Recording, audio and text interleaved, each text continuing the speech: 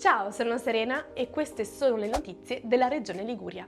Supportare le famiglie a reddito medio-basso abbattendo i costi dei servizi socio-educativi per la prima infanzia. Ecco l'obiettivo della misura Nidi Gratis, giunta alla sua 7ª edizione.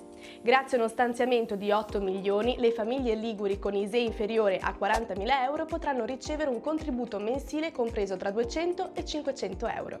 È stata completata la seconda e ultima fase dell'intervento di ripascimento del litorale nella zona di Albissola Capo, finanziato con 2 milioni di euro dopo i danni provocati dalla mareggiata dell'ottobre 2018.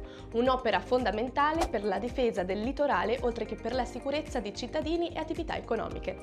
Attivate 4 nuove tratte ferroviarie coperte dal servizio Tap and Tap, il sistema innovativo che consente di viaggiare acquistando il biglietto direttamente con carta.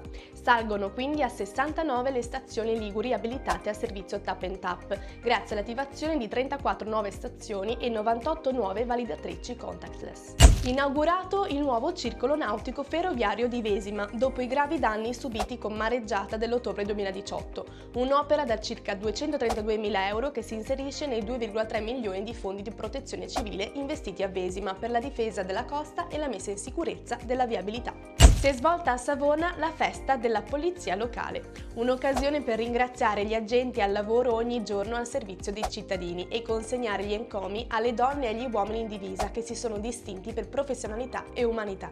Rimanete aggiornati sui nostri canali social.